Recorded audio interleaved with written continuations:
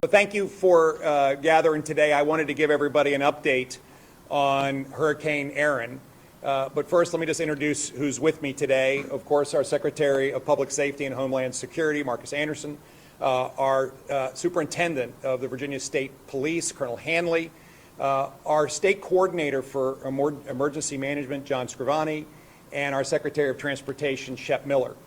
Everybody's involved in our emergency management efforts today, and I thought it was important that they're all represented. And I want to thank all of you for the great work that you're doing.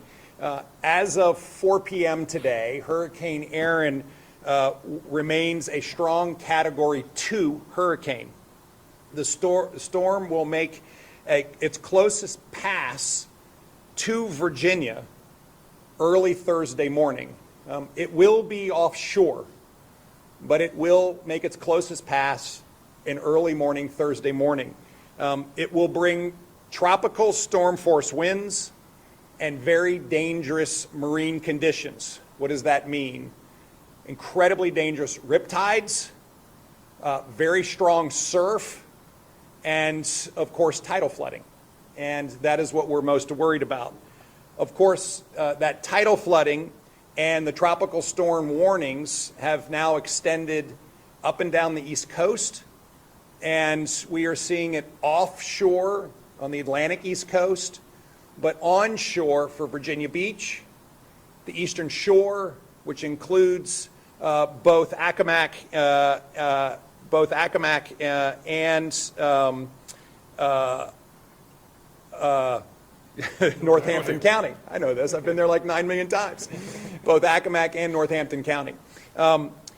We also are seeing coastal flood watches announced across the whole region as we see the tidal flooding risk really enhance.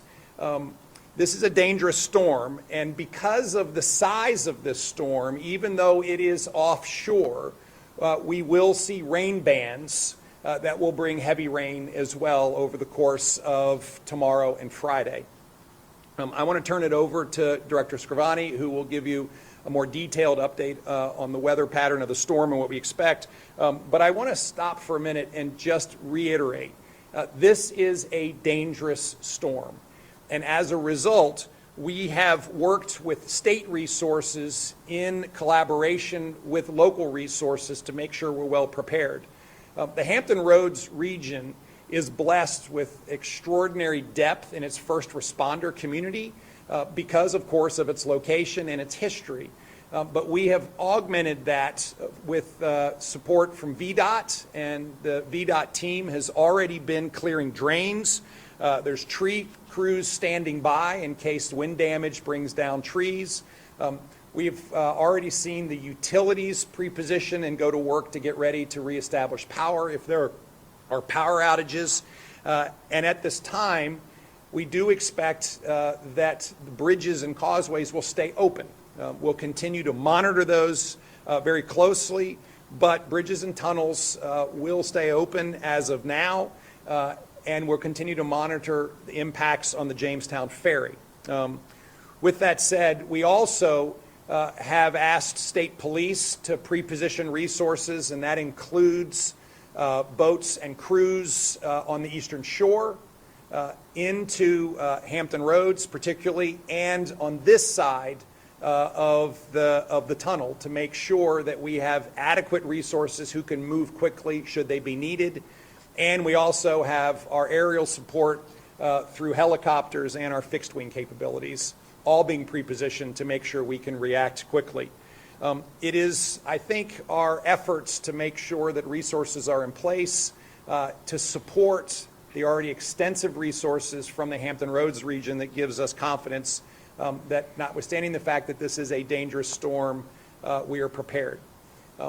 I ask all residents to stay informed. Please watch your local news. You can always log in and see what's happening at the Virginia Department of Emergency Management notices. But most importantly, make sure you have a plan. And do not drive through heavy water. Your car is not a submarine.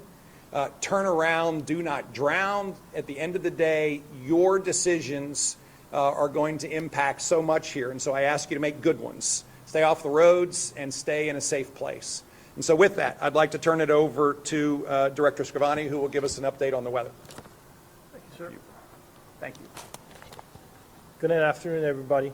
Thank you for being here. The first thing I want to add is, as the governor said, is our top priority here is safety. Safety for our people, our staff, and all the residents of Virginia. I'm going to repeat some of the comments that the governor made just to reinforce them. But this is a very large hurricane. It will remain offshore, but we will see coastal impacts. We need to we want everybody to pay attention that there are multiple National Weather Service advisories, watches, and warnings associated with the storm, and each one of them means something different. So we want people to, really pay attention to their local area and their local weather forecasters. Again, due to the size of the storm, there is going to be dangerous marine conditions, rip currents, tidal flooding, beach and dune erosion, as well as those hazardous seas. That's why you see those warnings over water, not just over land.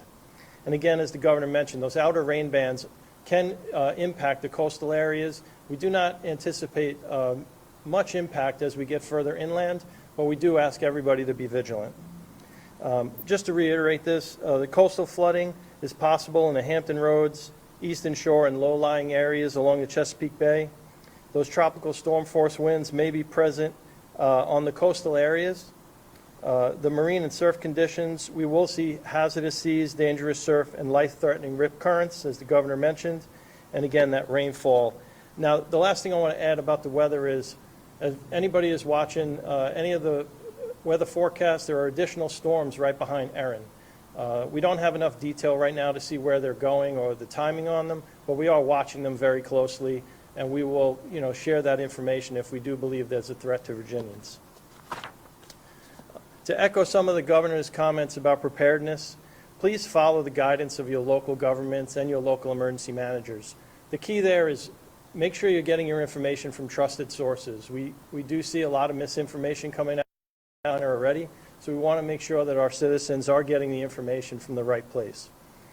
As the governor mentioned, we want you to stay off and out of the water, not just driving into the water, but as I mentioned, all of the beach conditions, and if you plan on going boating, please just wait until the weekend. The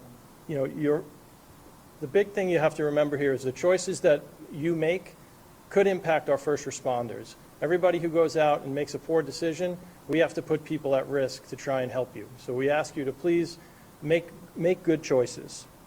The last piece I want to add is check on your neighbors. Check on anybody that's elderly, anybody that might have special needs.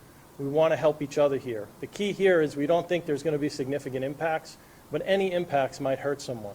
So please, if you do have neighbors that you could check on, please do that.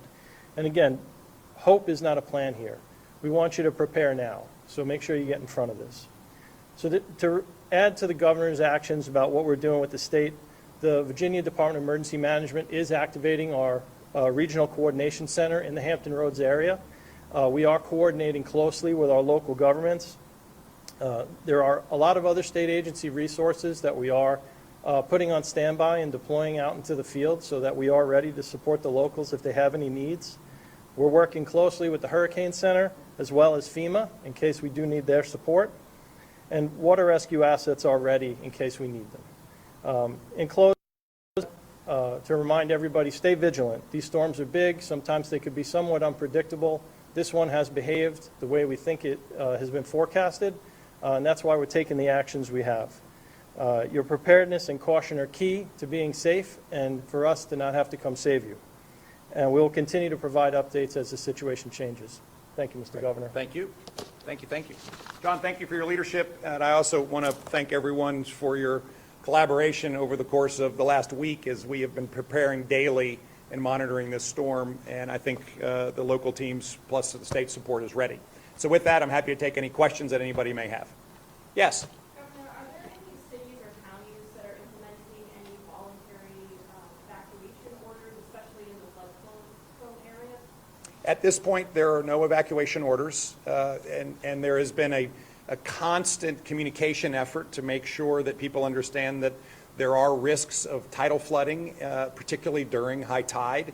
but there have not been evacuation orders, voluntary or otherwise. Hi, Dave. This is John. Is there any bands that are going to be declarations as far as storm event causing further issues Yeah, I just want to say we can't definitively say that, and that's why we are first asking everyone to please monitor your own information sources through trusted sources. Second of all, with the tidal flooding combined with tropical storm rain, there can be flooding as a result, which is why we are being so careful to make sure we have sufficient swiftwater rescue crews and boats places to respond if needed. Again, Hurricane Erin is a hurricane. The tropical storm warnings are the outer bands, and tropical storms can be very, very tough. And so that's why we're preparing the way we are, but also making sure everybody understands that good decisions will reward people with good outcomes, and to stay in dry, safe places, and again, stay away from the water.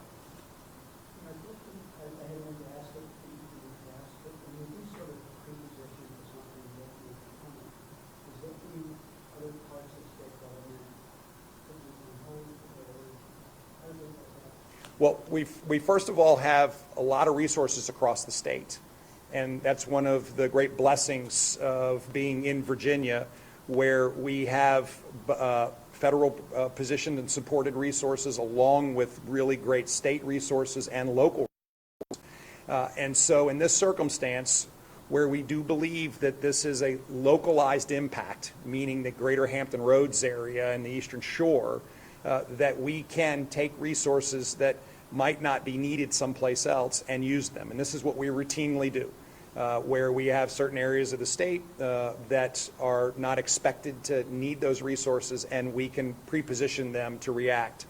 I do think it's important to point out that the resources are set so that quickly into the region. Some are already pre-positioned in the region, but we also want to make sure that those resources are protected as well, so they can be utilized. And it is the combination of utilizing the extensive resources we have at the state level, positioning them well, and making sure that they can be deployed quickly, that makes these guys the professionals that they are. And they do a tremendous job in making sure we do that.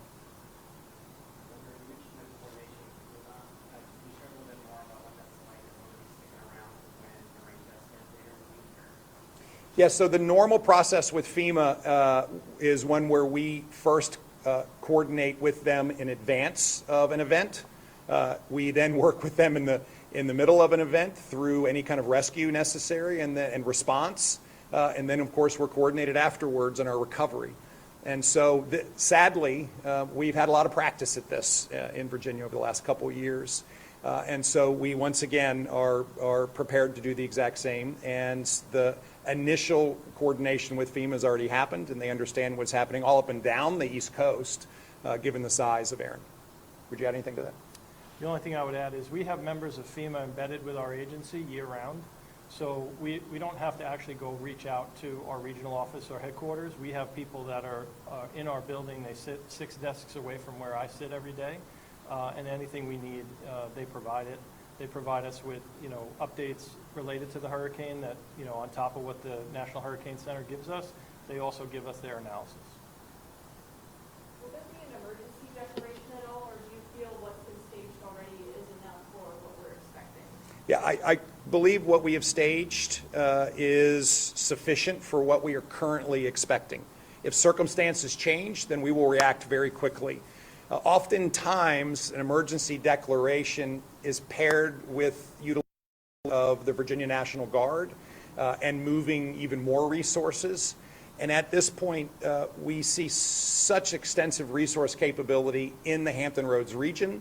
And with the state assets we've already moved, we do believe we're reacting appropriately. If things change at all, then we will reassess. One thing that I have learned is that we should be early and move resources.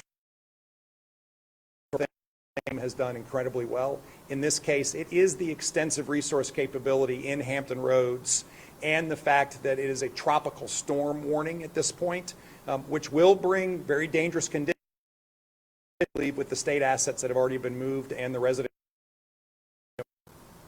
Governor, you mentioned that you have state police resources and both include the roadside as well as the side of the tunnel. Can you tell us a little bit more about funding in this region, this region? Yeah, we're pre-positioned on the Hampton side of the tunnel. And so they're ready to go if they need to be deployed, but they also are available to be used in the peninsula region as well, and I think that's really important. Perfect. Listen, I appreciate everybody's attendance and helping us get the word out. And again, this is a dangerous storm that will have an impact through the Hampton Roads region all the way up the Eastern Shore.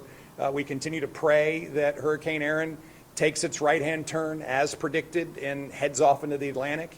And we are also very much monitoring the follow-on storms afterwards.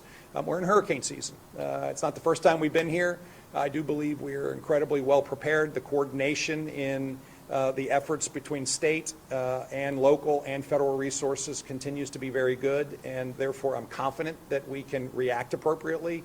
But it does require a huge amount of cooperation, not just from local, state, and federal resources, but from Virginians. And so I, again, reiterate, please make good decisions, stay informed, and stay away from the water.